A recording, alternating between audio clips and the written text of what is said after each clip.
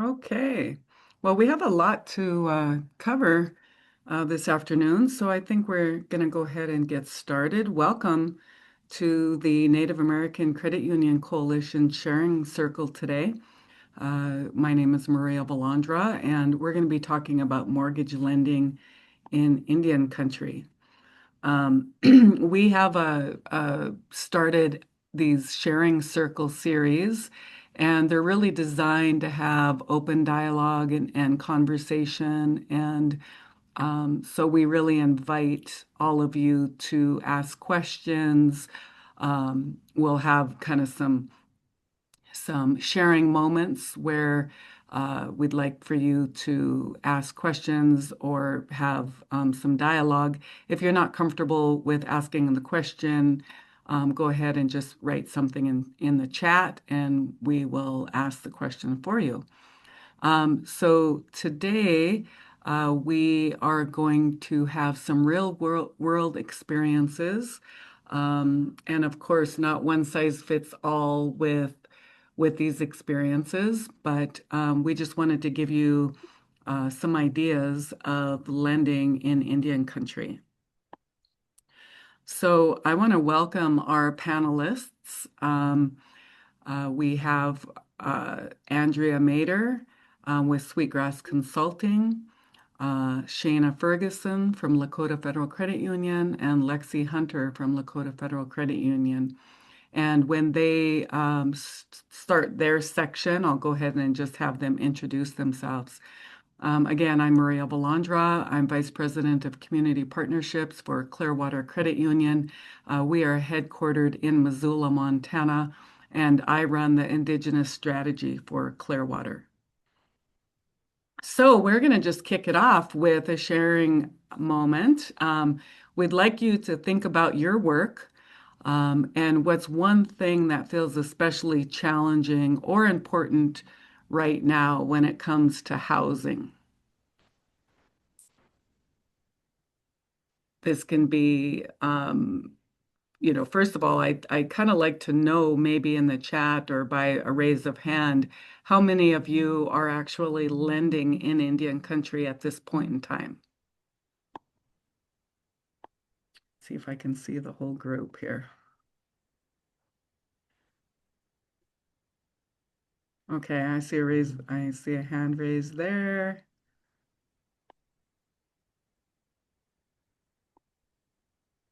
All right. Well, Maria, this is Denise Hudson. What's challenging? So I live on a reservation. What's challenging is just really the lack of available housing. There's not really anything that comes up for sale very often, and most of the homes in on my reservation are just like passed down from generation to generation. There's not really a lot of new homes being built or sales happening. Mm-hmm. Yeah, that's for sure. Um, and I'm guessing, being in Alaska, it's probably pretty expensive to get material to build. Are you seeing a lot of like manufactured or modulars at all? Yeah, there's not really a lot of that either. So everything that pretty much exists here on my reservation were built by the housing authority, and a lot of those were like low income homes. So I think there were some like prefab, like there's the two, they just like glue it together and put it on a foundation. So there's a lot of those types of homes, but definitely not a lot of construction. It is very expensive to get material up here. Yeah. Okay, thanks, Denise. Um, I will ask if anybody's putting anything in the chat. Helen, I can't see the chat, so if they are, if you could please let me know or read it for us, that'd be great. I'd be happy to. We don't have anything in the chat yet other than a few greetings. So if everyone wants to put where they're from, that would be very cool at least. And then I will be watching that for you, Maria. Okay, thank you. All right. Well, if there isn't anything else that you would like to share about a challenge or what you think is important right now, we're just going to dive into this. So our first speaker is Andrea. Andrea, you want to go ahead and introduce yourself before you get started on your presentation? Yeah, definitely. So thank you, Maria, for setting us up here. And my name is Andrea Mater. I co-own Sweetgrass Consulting and lead our strategy team. But part of that work that our consulting firm has done over time is help support the South Dakota Native Homeownership Coalition. And so today I'm going to be presenting more on behalf of SDNHOC rather than Sweetgrass, but have a little bit of intro in that space. I'm from Colorado originally, and technically our firm is headquartered in Colorado, but we have staff all across the country in 9 different states, I believe now. So have a lot of interaction with the different Native nonprofits and CDFIs, as well as starting to get a little bit more in the credit union space as well. So kind of overlapping in our role, but we tend as a firm to do research and impact measurements. That's been our role with SDNHOC as well. And is, really helping to understand, what has that progression to homeownership look like? How many loans are being deployed? What kind of supportive services are being offered? And helping to report on that and, eventually get grants and things for SDNHOC as well in that space. So today I'll be going over in a little bit more detail what those results have started to look like for SDNHOC. So if Maria, we can go to the next slide, I'll start in that overview space here. So SDNHOC has been a home ownership and housing coalition since roughly 2013 is when it sort of formally came through, but has been, built off of really decades of work in South Dakota. So a lot of the members are CDFIs, native CDFIs, but also, some banks and other kind of government entities as well. And then, we'll speak a little bit later with folks from the Lakota Federal Credit Union, who's one of the credit union members in the space as well. But to highlight some of the impacts, right? So this is data collected from 2013 through 2024 federal fiscal year, and looking at that change over time and sort of showing some of the impact that the coalition has had in increasing homeownership for Native Americans in South Dakota. One of the things I do want to call out in 2012, so this is kind of the designated year before the coalition started, is that they saw 4 loans totaling just over 195,000. So it's kind of like baseline they started from before the coalition was really kicked off and started making some ground. So in that large amount of time now, just over the 10 years there, they've seen a total of 379 loans closed, totaling just over 28 million in that time.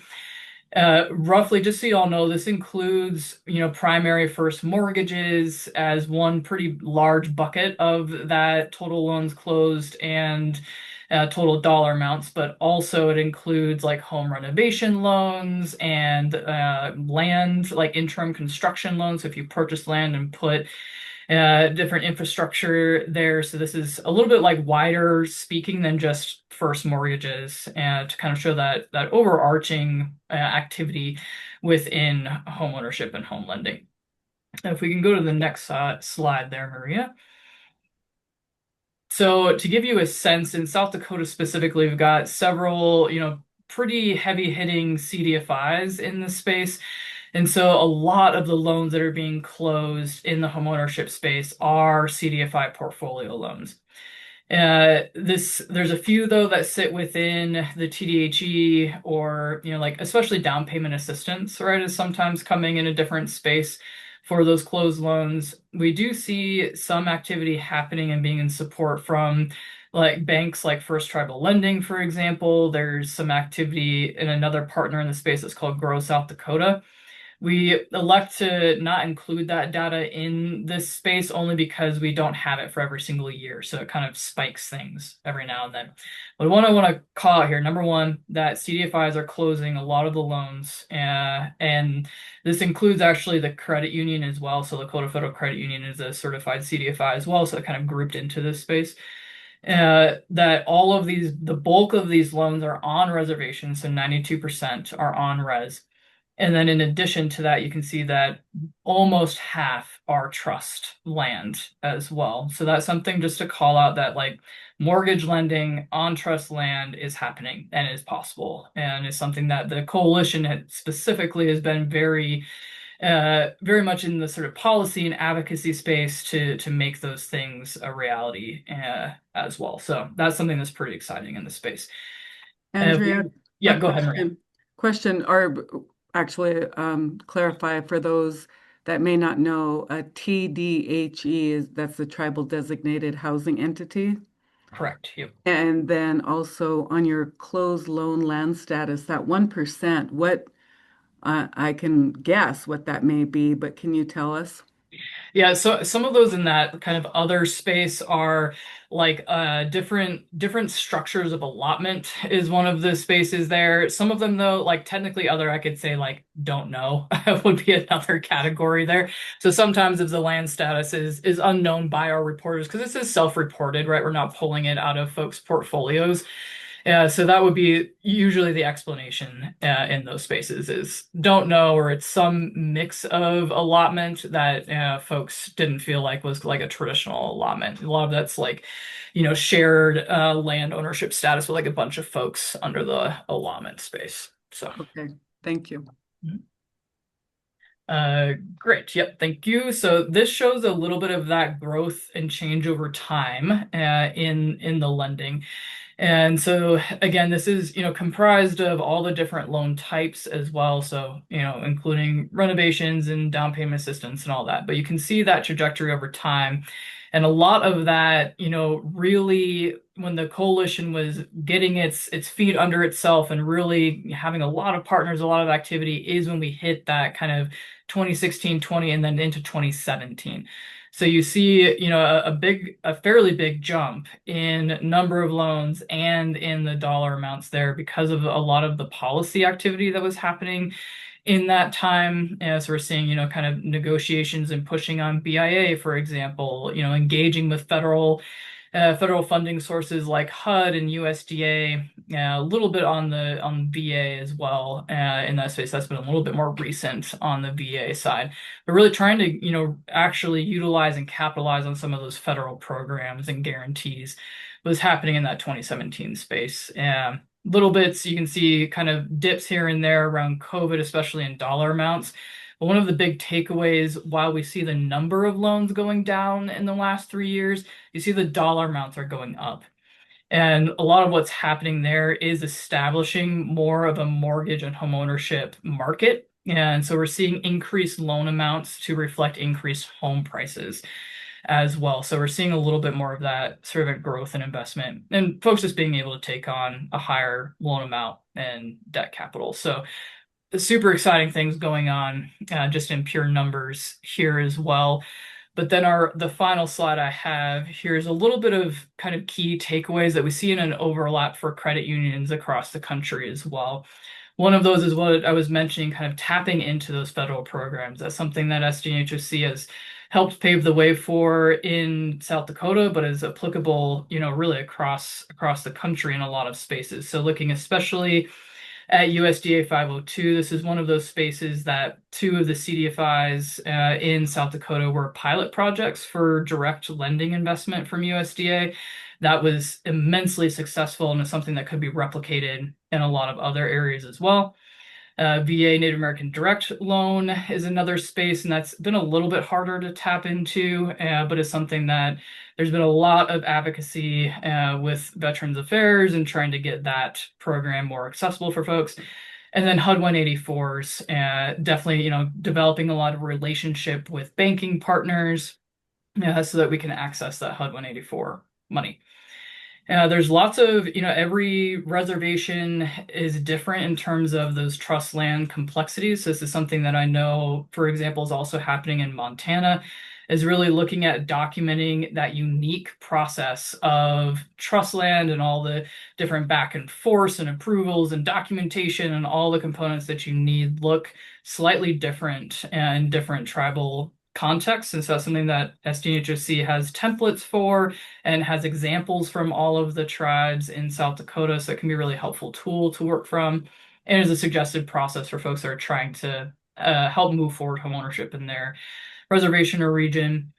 Definitely looking at creative financing gaps is something that a lot of coalitions and just homeownership tribes in general, folks are really looking for that down payment assistance, especially, and so helping kind of put that equity in the deal for mortgage is another kind of creative financing space, as well as accessing the secondary market, right? So folks who are, doing this lending and holding it on their portfolio, it's long-term money that's tied up in a loan. And so being able to access that secondary market, credit unions are a really amazing space for that. There's the kind of easier access to that secondary market. So kind of calling that out in the homeownership space. And then another really core piece of this for STHOC and their learnings is kind of investing in this homeownership industry, as I'm calling it, which is looking like, it's availability of housing stock for sure, but it's also being able to have construction and appraisers and inspectors to be able to really support the entirety of that home buying process. I also want to call out here that a lot of it is about also that homeowner education and building folks up to be eligible and ready for homeownership. That's something that, trainings and one-on-one technical assistance have all been very heavy part of SDHOC's success. And didn't highlight some of the numbers there, but some pretty substantial time spent in that space.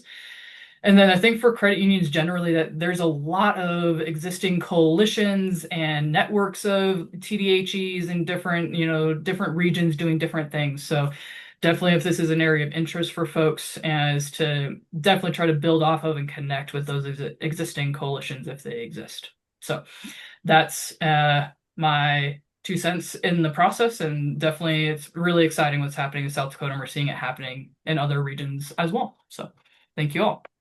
Great, Andrea. Thank you so much. Um, why this work matters, I think that Shayna is going to be up next. And Shayna, you want to go ahead and introduce yourself, please? I'll introduce myself, but I think Lexi is going to go ahead and take this slide. Oh, Lex, okay. All right, sounds uh, good. my name is Shayna Ferguson. I'm the manager here at Lakota Federal Credit Union. We're based in Kyle, South Dakota. We serve the Pine Ridge and Rosebud reservations. We've been around since 2012, so fairly new credit union. Thanks, Shayna. Go ahead, Lexi.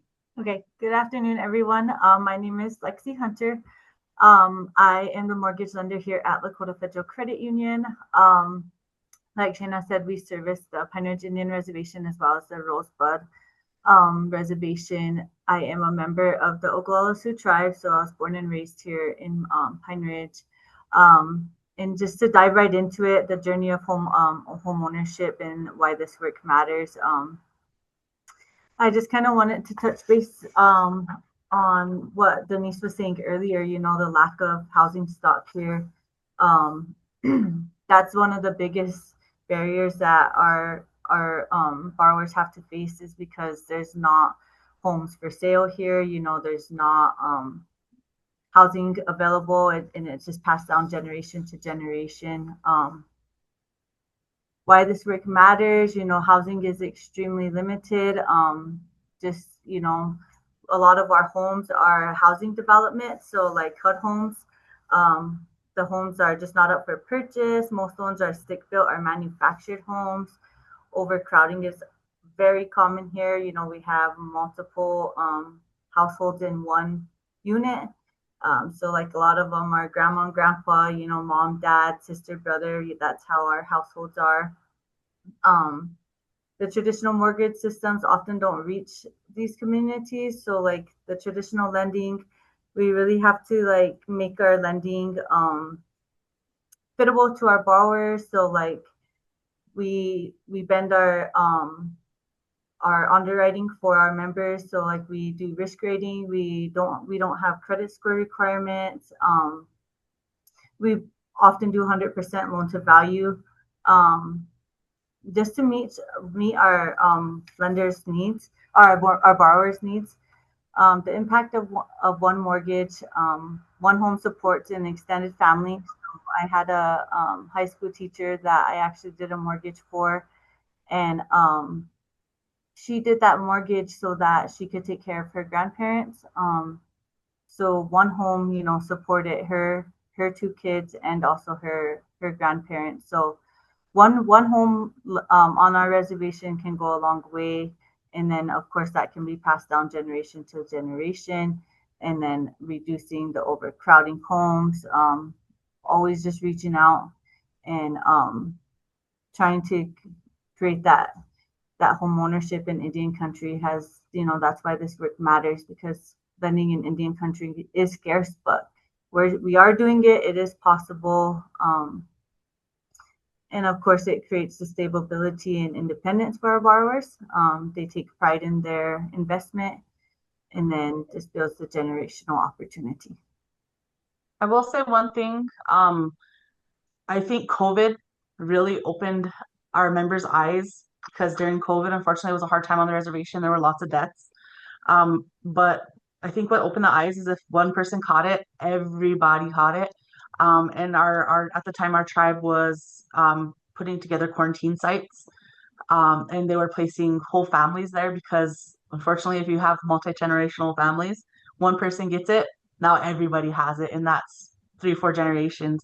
And that really, I think, was the push for our members to really start utilizing the products and services we have. And it's unfortunate that had to happen, but it kind of really made people realize that hey, you still can get your own home, and that we were able to help them with that. So, uh, unfortunately, it was sad to see the way it started with COVID and all the losses we had, but I think that made us realize and our members that having your own home, is safe and it's possible. I think we'll go ahead and go to the news side. Okay, thank you. So another sharing moment. So have you seen or can you imagine how one home can change things for an entire family?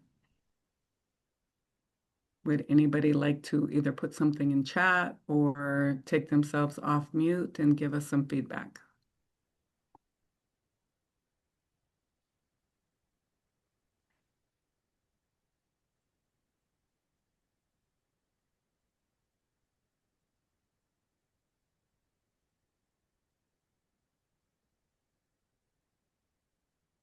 I think that Lexi gave some great examples of why this matters. Is there anything else that you want to add? Sella Castillo posted in here, so often one home can be the start of generational wealth. Yeah. And I think also what happens is when people see somebody, getting a home, um, building or manufactured or modular, and they really start like saying, geez, how did they do that? I want a house, and it kind of starts bringing up questions and where people are saying, I'd like to know how they did that because I need a home and I have an income and I can do that, but how? So it kind of just opens the door for showing that there is an opportunity um, to have a home. I actually have a story. When we first start mortgage lending, Lakota Funds, who is our CDFI partner, had a LIHTC housing units. I think there were 20 houses, Lex. Was it 20? Yeah. Well, they are officially done with the LIHTC housing, so they put them up for sale. And they were 3 to 4 bedroom homes, 30 to, well, 20 to 30,000. So super Mhm. cheap for that big of a home. And the credit union did most of the lending on that. Um, and and you could see the pride in families that now that's their home. It was Mhm. also a big learning curve. Now it's their home; they have to learn how to take care of it themselves and everything. So that was kind of the start of the credit union's mortgage lending was the big like tech homes that now they needed their permanent financing, and we were able to help them with that. So that I don't know if there's live tech homes throughout most of the reservations, but I know that was kind of the starting point for us. And families were they had the option to buy or move out, and I think 90% of them end up buying their homes because they realized that it was possible too. So that's kind of a sharing Mhm. moment of how it changed from being a renter for I think they were 15 year, maybe 20. I can't really remember off the top of my head, but that's kind of my sharing moment for that. Mhm. Yeah, great. Thanks, Shayna. All right, I'm just going to keep us moving here. Next slide. Okay. So the journey to home ownership, the starting point. So like I mentioned earlier, there's very few homes available for purchase. There's a lack of housing stock. A lot of the housing on a reservation is housing developments, the HUD homes. Not a lot of homes up for purchase. Almost all the loans that we do for mortgages here, they're either new construction, or modular or mobile homes. And then, just for that being is because there's not an existing home here to purchase for them. They have to purchase these modular homes from Rapid City, which is an hour and a half away from us. So a lot of them come from the lots. I noticed we do mobile home loans as well. Um, Anymore, it used to be common for trailer houses to be for sale. Here and there, you would find a decent one, but the ones that for sale that are existing here, they really ran down and they need a lot of work. So, it can often take years for opportunity to build for our members. And going back to what Maria said is how, like that's what it comes down to is how do we go about the process? A lot of the times they don't know how to even navigate the process. They don't know how to start. They don't know where to go first. So a lot of the times, it's just them not knowing. So that's why outreach is really important here. Being in our communities is important. Getting it out there that it is possible to get a home ownership is possible, and then just really advocating for home ownership. And whenever they do come to us for the starting process, they're just not sure if they're even mortgage ready. So a lot of the times they have this thought of like 30-year mortgage. That's a huge commitment. The prices are scary to them. They're unsure if that's something that they really want to commit to. But even just not knowing if they're mortgage ready, and holding their hand through that, I mean, that's what it really takes. Is a lot of it is walking them step by step, and taking it one thing at a time. If a member comes to us and they're not mortgage ready, that's not the end of their journey. We work with them. We always start from, start to finish with them. If they have some derogatory items that maybe we have to work with them on, we'll do that first. We'll do a credit builder loan, and then we'll move up and see if they're mortgage ready, see their affordability, those kind of things. Even if they have a lot of credit card debt, it's making their debt to income ratios high, doing a debt consolidation loan will take it a long way. And another thing of why they wait years is if they don't want, to purchase a home from the lot and they want to build, they have this dream of like, they want their dream home, they want to build their house from the ground up. Well, that can be a barrier here. Sometimes we don't have contractors available on hand. It could take a contractor years if they have time. Do they have time for the job? Because we only have a selected few on our reservation that are certified contractors. They're licensed contractors. So just for them to be able to get to that person can take years.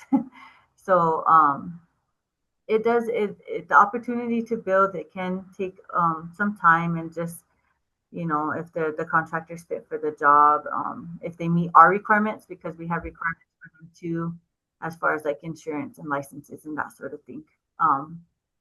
The next steps: securing tribal residential leases, that too can take years. It's not always easy to accommodate a residential lease on the reservation.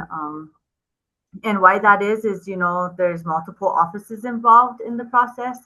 So it's not just a one-stop shop. It takes time. It takes dedication for our borrowers. They have to go see multiple offices, such as the Bureau of Indian Affairs, the Tribal Land Office, the Environmental Protection Agency, and sometimes even Tribal Historic. So it takes a lot just to get that lease. And if they really want it, they'll do it. But I know that a lot of the time it could get discouraging, just because of how long the process takes. Um, the completing home financial education and preparation, that is a requirement with LFCU. We do require all of our borrowers to complete financial education. We do in-house financial literacy and home buyer education. We have staff members that are certified to teach both classes. And then we also have our partner, CDFI Lakota Funds, who does monthly classes as well. So that is another thing. It's just completing the financial education part. The construction timelines and financing. So like I said earlier, contractors alone, they're hard to find. They're busy. They're good. They're good at what they do, but they're busy. They're always busy. So it's a waiting process of when they can get to you really. And just the timelines of our weather here. You know, we're in South Dakota. We have long winters here. So the time frame to build it's short. So we have long winters and short summers. So just to be able for them to build the house and have that time to work on the house, you know, it's a couple months out of the entire year.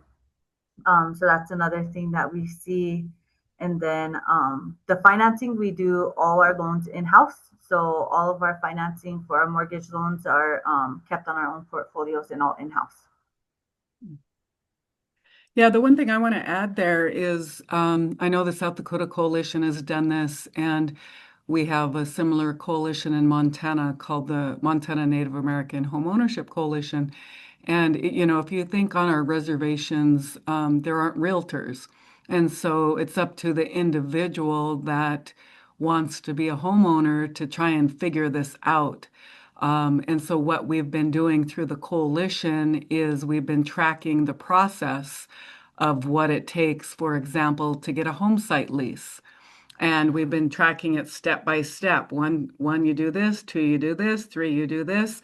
And then we put together a package, and we have that package available at the BIA, the Bureau of Indian Affairs, or we have it available at the Native CDFIs because they're doing the financial education. And you know, if there's any financial institutions on the reservation, of course, we'd share it with them. But that's really helped people to say, oh, okay, this is what I need to do. And it has phone numbers and contact information.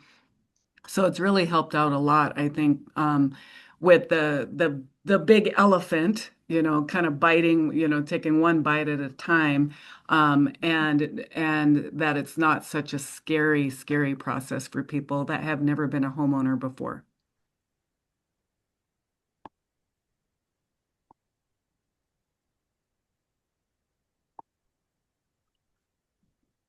Okay, so what it takes to lend in Indian country, the loan officer mindset, you know, having patience and long-term commitment with our clients is huge. I mean, you have to be able to have patience with our clients, just because we know how long the process can take, even with just getting their land established. And you know, the knowing their struggles of how hard it is to achieve homeownership. Some clients can be on our pipeline for years, you know, so we're really there to just help them in any way they can, any way we can. They sometimes don't have understanding of how to go about things, so just helping them navigate the process and walking them through it one by one, and really just, you know, helping them understand that it's possible and that it does just take a little bit of time. Deep understanding of tribal systems and land. So I think that's just, you know, having that relationship with one another, you know, working hand in hand with the Bureau of Indian Affairs, our local land office, having patience with not only our client, but everyone involved in the process. So sometimes it might take a little bit to get our stuff from the Bureau of Indian Affairs, but just having that communication really helps in just all being on the same page and just having that deep understanding of how things work and that things just take time. The flexibility beyond traditional lending, you know, like I was saying earlier, we don't really have the traditional lending requirements. Like we're very flexible for our members. Like we don't have a minimum credit score. We do look at the credit scores. as that they don't have, derogatory items or charge-offs within the last 5 years. A lot of our loans will finance 100% of the loan to value, which a lot of people wouldn't do. And in a lot of the cases, our members don't need that 20% down payment. They don't need the cash to close, just because we understand that our borrowers, they might not have that savings that a lot of people do to close the loan. So just the ability to have like savings, and then risk rating, our interest rates run from 6 to 8%. And we do sometimes, if there's an exception, we'll send that to our board of directors for approval. There's just ways that we kind of bend our lending to meet their needs, just because we know that they're unique. Relationship-based approach with members. Our members here at Lakota Federal Credit Union, they would rather see us in person. It's always one-on-one. And it's never, with my mortgage clients, it's never like, okay, I'm gonna get this house and we're never gonna speak again. It's never like that. Like, they will come back to see me all the time. Like, for any little thing, they just prefer that one-on-one meet basis. Like, they prefer that. And like, anything that goes wrong with the house, like, I swear their house could be on fire and they'll call me first and let me know that, hey, my house is on fire, what do I do? Like, they just got to really hold their hand through the process. And it don't end there. Like, once we're done with the mortgage, they're moved in, it don't stop there. They come back, even to understand their homeowner's insurance. Like, they get their annual renewal for their insurance, they bring it to me, they have questions. So like, our members are just, we have a good relationship with our members. We come from a small community where we all know each other very well. So having that connection with our members, I wouldn't have it any other way. I prefer that way as well, to see them. And how Lakota Federal Credit Union does it. So like I said earlier, we do 100% loan to value in-house mortgage loans, customizing our underwriting. So like, if someone has a exception to policy, we'll send that to our board of directors to see what they think, and just to meet their needs. And we want it to be possible for them, right? We don't want to make this hard for them. We know how hard it is to even get to this point, so we try not to make it harder for them. We don't do pre-approvals. So what we do is we work every loan as they come in, and we work that loan based off the purchase agreement they handed in. So they pick their home that they want and they bring us that purchase agreement, and we do all the underwriting on that one house that they pick out. So we don't do pre-approvals. Strong use and down payment assistance. That one is huge. Like I said, we try not to have them have the cash to close. So like that 20% down, we usually never have them do that, because they have such strong use of their down payment assistance. Like the HIP office, our local office in Pine Ridge, they have a $20,000 down payment assistance program that I have all my mortgage clients apply for. The South Dakota Native Homeownership was huge for that. I know it's out of funding right now, and we're hoping to get more for that, but they were doing good down payment assistance for $10,000. And that was big for our clients. They all were able to get approved for that. And another one was the Indian Collective, the grant, the Collective Abundance Fund grant. That was through Indian Collective, and that was a $50,000 grant for a home down payment on a home. And then we also utilized the OWISTA grant. That was $5,000 for down payment assistance. And then we also had in-house down payment assistance for $12,000. So our members, they can stack all these down payment assistance if they want. If you have $50,000 from Indian Collective, then you can stack it with the South Dakota Native Homeownership Coalition down payment assistance. Or once the South Dakota Native Homeownership Coalition ran out of funding, then we did our own in-house funding for down payment assistance, because we knew that it was hard for people to get down payment assistance. With money, the funding cuts and everything like that, we knew that it was just going to be a hardship for our members to access that funding anymore. So then we used our ERP grant to do in-house down payment assistance for our borrowers. Hmm. Financial education, like I said earlier, that's all built into the process. You have to take financial education to get a mortgage with us. So, at that point, they don't mind taking that day class. It's usually the home buyer education is a module of 8 courses. So it's usually like a 9 to 4 class. Financial literacy is a little bit shorter. So it's about 4 hours long. But at that point, our mortgage clients they're committed to getting this mortgage. They want it, and they don't mind taking those classes for us.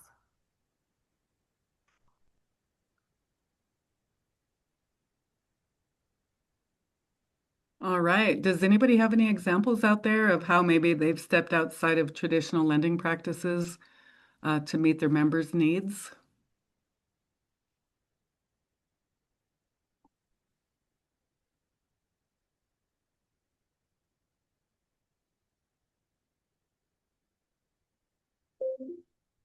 I like hearing how Lakota has stepped out of those traditional lending practices by doing 100% loan to value financing and some of the ways that they make sure that their members can get access to home ownership because that they tailor their products to meet those needs. And at our credit union, at Tongass Federal Credit Union in Metlakatla, we also will stretch the boundaries of traditional practices in order to be able to provide home ownership loans for the people in Metlakatla. That's what I was gonna say too. At Tongass, one of the things that we've done is we recognize that not everyone fits inside that standard, W-2 box. So in Metlakatla in particular, income is really and a lot of our communities, but income is really seasonal. So a lot of our members are fishers. They work in fisheries. They do subsistence work or a mix of different income sources. So instead of shutting that down because of that seasonal work, we really worked with members using different forms of proof of income, and one of them is fish tickets. So in Metlakatla, um, our fishers aren't required to file taxes on their fishing income. So a fish ticket is just a record that shows the amount of fish caught and then the money they got for that. And so we will accept a fish ticket, which is really a non-traditional proof of income for those borrowers. Hmm. Interesting. Thanks, Denise. I think there was a comment in the chat. My name is Melissa DeLeon, and I work as a residential loan officer here at Tongass Federal Credit Union in Ketchikan, Alaska. I have a lot of experience working with our sole reservation here in Alaska, which is Metlakatla. Metlakatla, thank you. It's located on an island a couple hours by boat from Ketchikan and has very limited resources being on an island of their own. The biggest limitation that we're experiencing trying to lend efficiently with their tribal members is the ability to get leases and mortgage documentation filed and approved by BIA. Metlakatla has a BIA rep on site, but it takes a minimum of 3 weeks and up to a year to get filings completed within the regional office in Oregon. And they're only allowed to do a couple of filings at a time. They are very behind on getting older leases filed due to not having someone available to complete them in the past. So we're now experiencing that we need past ownership documents filed first before we can proceed with the new leases and mortgage documents. Lexxi or Shayna, do you have any experience with this with your BIA offices that you can share? Lexi has a lot to share, but I will say 3 weeks is fast. Like when you said 3 weeks, I'm like, oh my God, how did you do that? But Yeah, Lexi could talk more to that. Melissa, all I have to say is you are not alone. You are not alone in that. I mean, I think that's just a barrier across Indian country. Like it does take years with the bureau. I mean, unfortunately, that's just the truth about it. I mean, it does, and not it's not always easy to work with them, but it's possible. Like that's if I got any advice with that, it's just you got to stay on them. Don't give up. Like Mhm. it, it's possible. It's challenging on how time consuming it is. I understand that completely. I deal with that every day with the work that we do, but it's possible and that there's light at the end of the tunnel eventually. So just don't give up. And you're not alone like that. I think that happens everywhere. I think that the Bureau of Indian Affairs, that's just kind of what kind of page they're on, I guess. I think I would also add to that though is to camp on their doorstep and Hmm. and really stay on top of them and push them Yes. and call the regional office in Oregon. I mean, do what you have to do to just keep pushing them and don't accept that they're being so slow. Hmm. Um, and sometimes you just have to push those boundaries and step on toes. I hate to say it, but it's the truth. Yeah. So yeah. That is true, Lexi, Maria. That's very true. Mhm. Just real I quick, was, that's what it takes is sometimes you do have to call that regional office to get things done. Mhm. We've had to do it too. Yeah. I waited over a year for some TSRs one time, title status reports, and it took us to just get in touch with the regional office, and it was done within that week. So Yeah. sometimes it does just take stepping on toes, like Maria said, and crossing those boundaries and camping on that doorstep. Sometimes that's what it takes. Mhm. Lexi, or anyone who's done mortgage lending in Indian country, how long is an average mortgage process? Like, how long does it take, like, start to finish, the whole process? I know that patience is a virtue when doing mortgage lending in Indian country, but like, how long should we expect to get a mortgage to the finish line, start to Mhm. finish? Yep. So that's the number one question when people come to see me. That's the first thing they want to ask, like, how long does this take? Every case is different. Every borrower is different, but from the timelines I've seen my mortgages go through within 3 months, but sometimes they'll take a year and a half. It just depends. If someone comes to me and they have their lease, they have their title status report, they have their purchase agreement, they have their classes done, they have everything in line, everything on their checklist is marked off. All we need to do is underwrite it and wait for the commitment to approve from BIA, you know, and then we got to do the closing process, of course. Um, if they come to me and they're ready like that, it take a couple weeks to get that commitment to approve from BIA. It's just staying on them, um, and then signing those leasehold mortgages and sending those back to the bureau before they even sign them. The bureau has to go over them. It can take about a month to get all that done, and then from the underwriting, sending it to my board for approval. That's easy. That's all done in house. Only take us a couple days to get that approved, and then to close is about a month again. So if they come, they're ready for their mortgage ready. It's about 3 months. They come, they don't have land yet.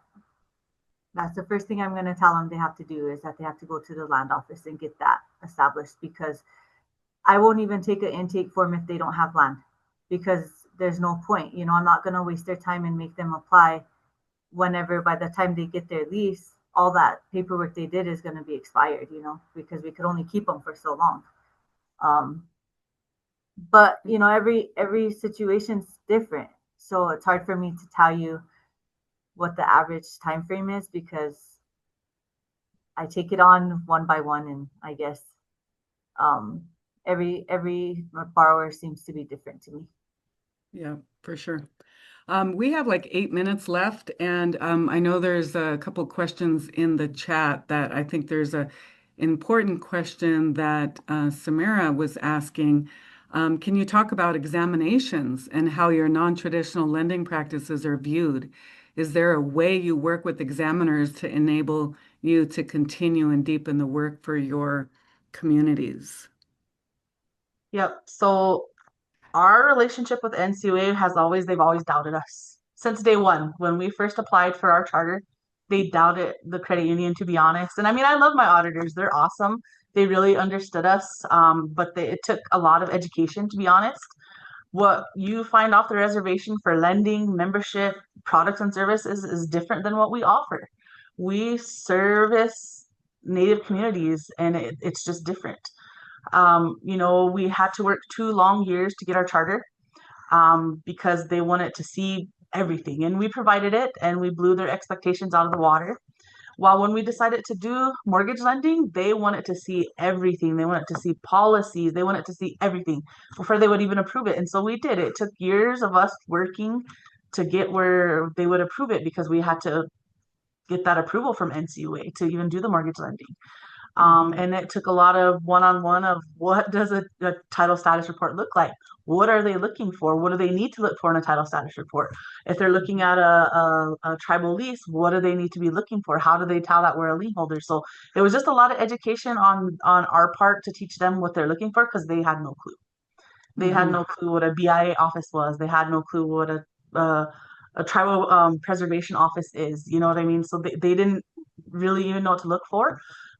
So the first year, whenever we did our very first mortgage lending, it was a learning curve for our first audit for both us and them because we know what they're looking for and we were able to provide that, but there was so much extra layers that they needed to look for that they didn't really know what they were looking for.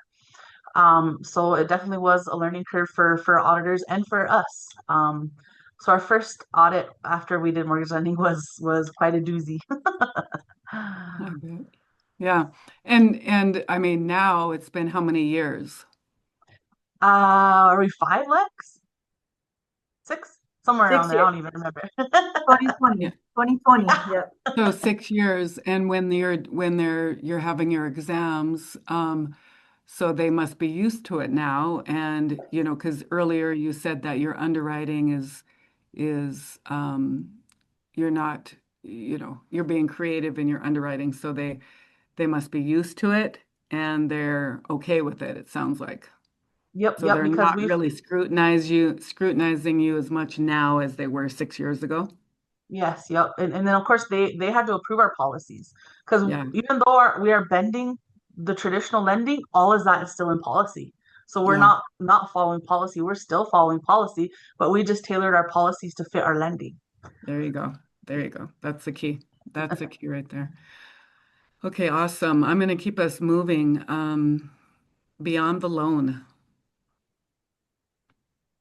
So I think that kind of goes back to what I just said about really building our policies around our members, our clients, our clientele, our families. With mortgage lending, we thankfully from South Dakota Native Homeownership Coalition, they gave us the path, right? So we were able to take that path, but we really defined it for the credit union because not only are we a CDFI, we are still a federal credit union, right? We still have rules and regulations and policies to follow but thankfully we were able to really have the NCUA understand where we're coming from, and the type of people we serve, and that we really are doing good work, right? Home ownership in Native country, Indian country has always been not everywhere, but a majority of Indian country struggles, right? We all know the struggle. We know that home ownership was never really of ideal, right? Everyone's going to live in HUD housing till the end of days. Well, that's not the reality no more. The reality is that you can own your own home, and if you own your own home, now you're setting your children up for the same success, and I don't know about you guys, but my family, we learn from each other, and if my kids are out there seeing me doing it, they're gonna do it, and they're gonna teach their children how to do it, and we're changing the future, right? Yeah, that's Yep, right. yep. That's right. Okay. I think we're going to skip this last sharing moment. Um, I think we've talked about barriers and what do you need to get started. Um, So I do want to leave some time for the audience in this, what we have 2 minutes left. Are there any burning questions that folks that have joined that they'd like to ask? Or is there a takeaway that you'd like to share that maybe you've learned from this sharing circle? Don't be shy. I'd like to say something. Yes, Joyce. Hi, I'm Joyce Lockard. I'm in Washington State. Um, as I'm listening to the whole presentation, I feel like I belong to another group called this in Washington State through Go West. It's a small credit union group, and we have these problems, we have these dilemmas, and how we can't solve them on our own.